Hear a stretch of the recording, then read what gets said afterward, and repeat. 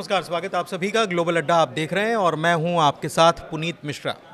तो ईरान और अमेरिका के बीच जेनेवा में एक बार फिर से दूसरे दौर की बैठक होने वाली है। इसमें क्या कुछ चीज़ें बन पाएंगी, निकल पाएंगी, इसी पर आज हम चर्चा करने वाले हैं। साथ ही में कुछ अपडेट्स भी मेरे पास हैं, उनकी भी हम बात करने वाले हैं। और मेरे साथ मेरे सहयोगी अंकुर जी मौजूद हैं, उनके पास चलेंगे। लेकिन इससे पहले एक जो जानकारी आई है वो मैं बता देता हूं सर, कि अमेरिकी सीनेटर हैं Lindsey Graham, make Iran great again, make America great again के बाद मेक ईरान ग्रेट अगेन का हैट पहनकर इसराइल से वो संदेश देते हैं कि 2026 का साल ईरान की मानता का साल होगा और वहां रिजीम चेंज होगा। बताइए। धन्यवाद पुनीत। आपने काफ़ी दिन बाद हम इस पे चर्चा कर रहे हैं ईरान पर, लेकिन एक महत्वपूर्ण बात ये है कि जितने भी हमारे दर्शक हैं सब ये सोच रहे हैं कि जो ईरान का मुद्दा है इसमें होने वाला क्या है। सबसे बड़ा सवाल ये है कि जेनेवा में बातचीत हो जाए और कतर के जो अमीर हैं वो ईरान से मिल लें, या फिर अमेरिका का जो युद्ध पोत है वो हॉर्मुज़ की जो उनकी स्टेट ऑफ हॉर्मुज़ है उसके पास तैनात हो जाए। इन सब का मतलब क्या है, तो आज हम इस चीज़ को डिकोड करने की कोशिश करेंगे और ये बताएंगे आपको कि एक्चुअली होने क्या जा रहा है। तो सबसे पहले तो मैं आपका उस बयान की तरफ वापस आऊँगा जो आपने कहा, लिंडसे ग्राहम का। देखिए, अमेरिका का जो डीप स्टेट है, ख़ास तौर पर जो डोनाल्ड ट्रंप के जो लोग हैं, यानी कि जो उनके आसपास के लोग हैं, मार्को रूबियो हैं और जितने भी हैं, स्टीव विटकॉफ हैं और जितने भी उनके दामाद उनके खुद हैं, उनके दामाद भी हैं, तो ये तमाम लोग हैं। ये इनका जो प्राइम ऑब्जेक्टिव है वो ये है कि ईरान में रिजीम चेंज करना। इनका ऑब्जेक्टिव ये नहीं है कि परमाणु हथियार ईरान ना बना पाए, नहीं। उनका जो मकसद है वो ये है कि जो ईरान का जो रिजीम है वो पूरी तरह चेंज हो जाए और वहाँ पर ठीक वैसी ही एक हुकूमत आ जाए जैसे वेनेजुएला में आई है। और अमेरिका का ये जो साहस आया है, जो उसके अंदर एक मोटिवेशन आया है, उसकी सबसे बड़ी वजह है वेनेजुएला। देखिए, वेनेजुएला दुनिया का एक ऐसा मुल्क था जिसके पास तेल के सबसे ज़्यादा भंडार है।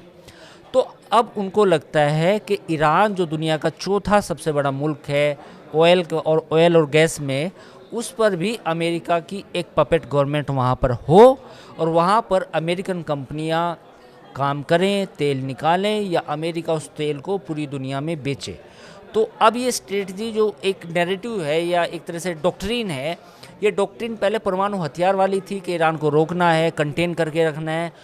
अब डोनाल्ड ट्रंप के रिजीम में ये पूरी तरह चेंज हो चुकी है।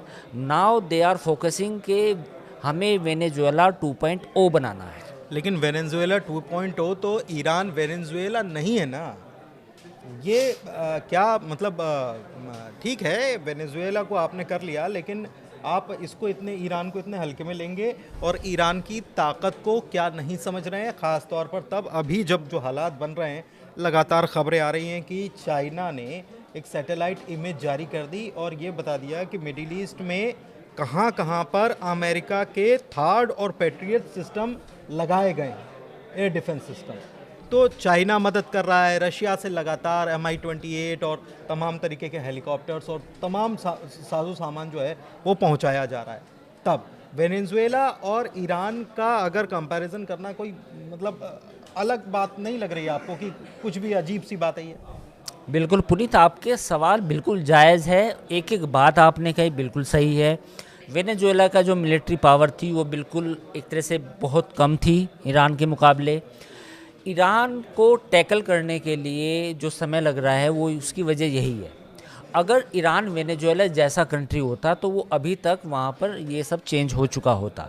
लेकिन ईरान की ताकत क्या है? ईरान की ताकत है उसकी बैलिस्टिक मिसाइल, उसकी हाइपरसोनिक मिसाइल, और ये उसकी ताकत है। यही वजह है कि इतना वक्त लग रहा है। तो एक्चुअली हो क्या रहा है, मैं आपको एक अंदर की बात बताऊंगा कि जो एयर डिफेंस सिस्टम है ईरान का वो उतना मजबूत नहीं है, क्योंकि जो पिछले साल जो लड़ाई हुई थी, जंग हुई थी, उसमें भी हमने देखा कि ईरान का एयर डिफेंस सिस्टम काम नहीं कर रहा था।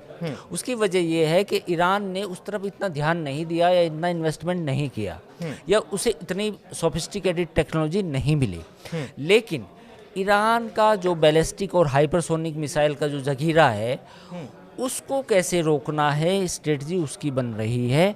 और यही वजह है कि इजराइल और अमेरिका दोनों मिलकर इस रणनीति पे काम कर रहे हैं कि जो बैलिस्टिक मिसाइल के लॉन्च पैड हैं उनको पूरे ईरान में कहाँ कहाँ है उनको स्टडी किया जा रहा है। ज़्यादातर अंडरग्राउंड है, 80-90% जो बैलिस्टिक मिसाइल के जो उनके अड्डे हैं ईरान के वो ज़मीन के भीतर हैं।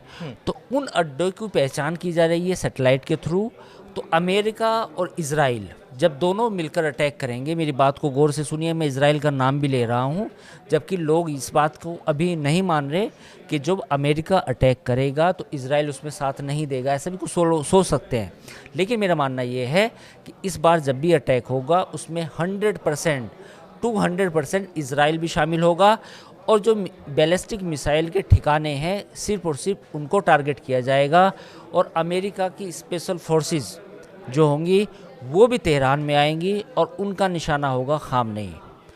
एक जो आप बात बता रहे हैं इसमें एक ट्रम्प का हालिया बयान कि जेनेवा में होने वाली बातचीत में वो भी इनडायरेक्टली टॉक्स में रहेंगे और देखते हैं कि क्या होता है। ईरान टफ नेगोशिएटर है, वो कह रहे हैं कि बल्कि ख़राब नेगोशिएटर है, अगर वो सही नेगोशिएट करता तो हमको 6 महीने पहले बम नहीं गिराने होते, B-2 बॉम्बर्स का इस्तेमाल नहीं करना होता। मुझे नहीं लगता कि वो डील ना करके अपने आप को मुश्किल में डालेंगे, ये ट्रम्प कह रहे हैं। लेकिन साथ ही साथ अभी मेरे ख्याल से कल या परसों के दिन की बात है, ट्रम्प की तरफ से एक बयान आता है, परसों ट्रम्प बयान देते हैं और वो ये कहते हैं कि अगर मैं ईरान का सुप्रीम लीडर होता तो एक जगह पर इतने लंबे समय तक मैं नहीं रुकता। इसके मायने ये हैं कि वो ट्रैक कर रहे हैं कि कौन कहाँ। उन्होंने तो आगे की बात कही है पुनीत, बिल्कुल सही। उन्होंने तो ये कहा कि खामनेई कहाँ सोते हैं मुझे मालूम है। यस, उसका इनका हाँ। देखिए ये बातें जो आई हैं सामने कि खामनेई कहाँ सोते हैं, किस बंकर में रहते हैं, जो उनका घर है जो वो कितना बंकर नुमा है, ये सारी जानकारी मोसाद के थ्रू, CIA के थ्रू पहले कलेक्ट की गई है। मैं इस बात को अभी भी ये बात कह रहा हूँ, ये प्रिडिक्शन कर रहे हैं हम इस वीडियो में कि अमेरिका की स्पेशल फोर्सेस और इजराइल की स्पेशल फोर्सेस तेहरान में जब ये अटैक होगा उसके 5 या 7 दिन के बाद उतरेंगी और खामनेई का जो बंकर नुमा घर होगा वहाँ पर ये अटैक करेंगी और हो सकता है कि खामनेई को गिरफ्तार करे। ये बात मैं आपको बता रहा हूँ, मतलब ये प्रेडिक्शन बता रहा हूँ। लेकिन ईरान की जो पावर या उसकी जो ताकत है जो हम देख रहे हैं उसका क्या, एक बात। दूसरी तरफ ये जो बातें कही जा रही हैं कि अगर ट्रम्प चाहें और खामनेई चाहें, ट्रम्प ने कहा है कि मैं खामनेई से मिलने के लिए भी तैयार हूँ, ये सब क्या है? मतलब ये केवल गोल-मोल बातें हैं? देखिए खामनेई का जो एक स्टैंड है उनका, और वो स्टैंड आज का नहीं है, वो 40-50 सालों का है। जब ये 1979 में ईरान की जो अपराइजिंग हुई थी, यानी कि जो क्रांति हुई थी, उस वक्त का जो नैरेटिव है, जो सिद्धांत है, उसे खामनेई क्यों छोड़ेंगे? मेरी बात समझिए। उसे जो ईरान, वो तो कोर है ना उनका। कोर ये है कि ईरान एक इस्लामिक रिपब्लिक रहेगा, इस्लामी एक सत्ता रहेगी और वहाँ के जो आयतुल्लाज हैं वो सब उनके सुप्रीम रहेंगे, लोग उन्हें मानेंगे, ये शिया मेजॉरिटी कंट्री रहेगा। तो ये तो उस क्रांति के बाद डिसाइड हो गया था। अब अगर खामनेई कहें कि ट्रम्प की बात मैं मानने के लिए तैयार हूँ तो फिर उनके अस्तित्व का सवाल हो जाएगा, क्योंकि वो सुप्रीम लीडर है। तो फिर आप फिर कहें कि सुप्रीम लीडर, लोग सवाल पूछ सकते हैं कि भाई आप तो कंप्रोमाइज़ हो गए। तो मुझे लगता है कि जो खामनेई और ट्रम्प के बीच में दोस्ती वाली बात है या बातचीत की वाली बात है, ये तो नहीं होगी। हाँ, ये बात कड़वी ज़रूर है कि अमेरिका और इजराइल मिलकर अटैक करेंगे। तो इसकी वजह ये है कि अमेरिका और इजराइल नहीं चाहते ईरान में जो आयतुल्ला खामनेई है उनकी हुकूमत रहे। ईरान जो है एक जो मौजूदा वहाँ पे हुकूमत है, जिस तरह की भी इस्लामी हुकूमत है, वो उसको हटाना चाहते हैं। ठीक है, ये जो आप कह रहे हैं कि वो हटाना चाहते हैं, ये पूरी किसी भी कोशिश कीमत पर, किसी भी कीमत पर। हाँ, वो उनके बयान जो हैं वो लगातार सामने भी आ रहे हैं इसी प्रकार के। मैं ये समझना चाह रहा हूँ कि ये तो ख्वाब जो देख रहा है अमेरिका और इसराइल, ये पूरा ये साफ है कि रिजीम चेंज। मैं समझना चाह रहा हूँ कि ईरान की ताकत, या ये जो अगर आप जो बता रहे हैं कि ये जो होगा, इसमें ईरान ने कहा है कि आप समझिए कि अगर ऐसा कुछ होता है तो ये रीजनल वॉर में तब्दील हो जाएगा। तो उसकी ताकत क्या है, और अगर ऐसा होता है तो अमेरिका को या इसराइल को कितना नुकसान हो सकता है इस कार्रवाई में? मतलब ऐसा तो है नहीं कि, क्योंकि आप सोचिए कि एक वॉरशिप के बाद दूसरा भी वॉरशिप आप भेज रहे हो। देखिए, ईरान की सबसे बड़ी मुश्किल ये है कि उसके साथ कोई नहीं है। सऊदी अरब मदद नहीं करेगा। कतर एक हद तक मदद कर सकता है बातचीत के चाइना, लिहाज रशिया? से। चाइना, रशिया ने वेनेजुएला में कुछ नहीं किया। नहीं, हथियार दे रहे हैं बस। हथियार आप ले सकते हो, लड़ाई आपको करनी है, और लेकिन हथियार भी वो इतने बड़े हथियार नहीं है कि आप अमेरिका का मुकाबला करें। तो चाइना, रशिया की उतनी मदद नहीं मिलेगी, एक लिमिट तक मिल सकती है। ईरान की जीत या ईरान का इस जंग में अगर ये होती है, तो ईरान की जंग में जो चीज़ महत्वपूर्ण है वो ये है कि उनकी स्ट्रेटजी क्या है।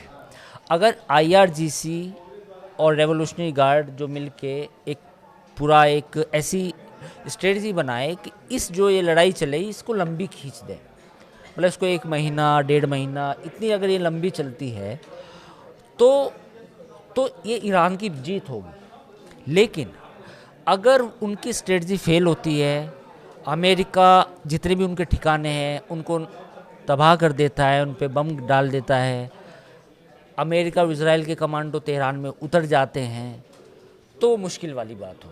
मतलब ये देखिए, अगर हम ये माने कि ईरान के पास क्या इस युद्ध को लंबा खींचने की ताकत है, सलाहियत है, तो इसका जवाब है हाँ।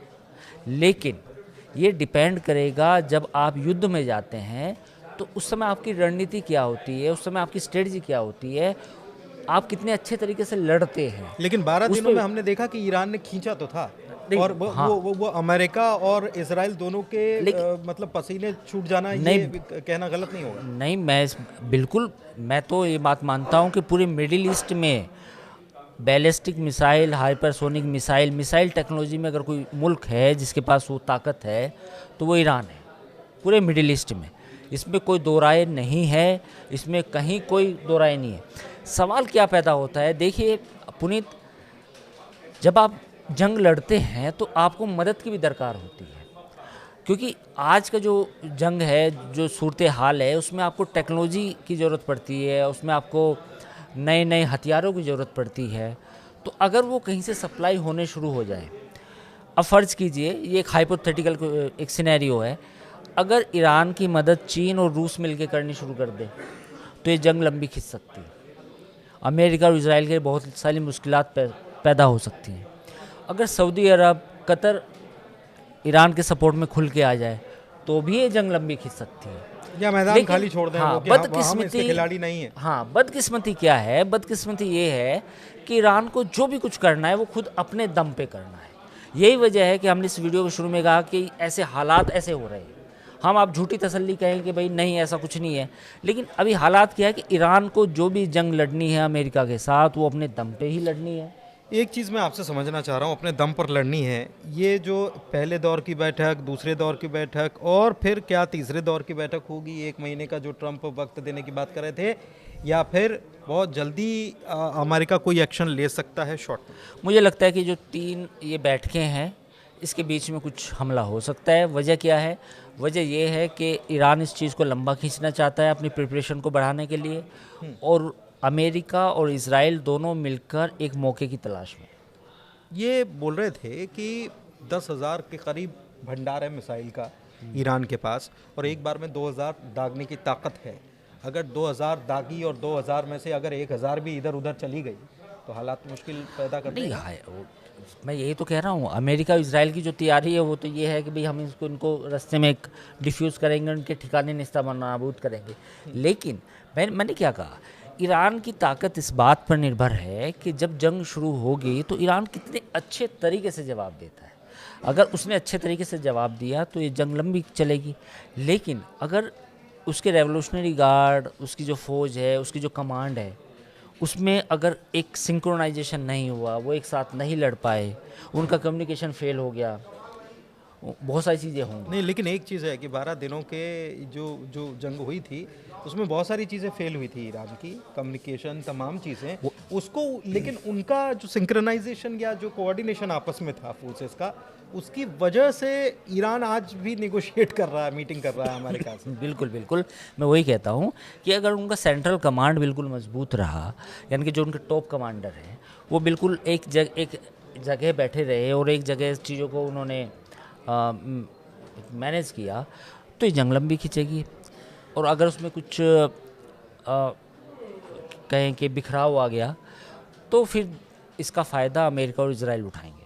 ठीक, तो कुल मिलाकर आज हमने चर्चा की कि ये दूसरे दौर की बातचीत जो होने जा रही है जिनेवा में, और उसके बाद क्या हालात बन सकते हैं, अमेरिका की क्या स्ट्रैटेजी है, ये बताने की कोशिश हमने की है कि अमेरिका क्या प्लान करके चल रहा है, ईरान की ताकत क्या है, ये भी हमने बताया। वीडियो कैसा लगा ज़रूर बताइएगा। फिलहाल ग्लोबल अड्डा में इतना ही। अपना प्यार देते रहिए। बहुत शुक्रिया।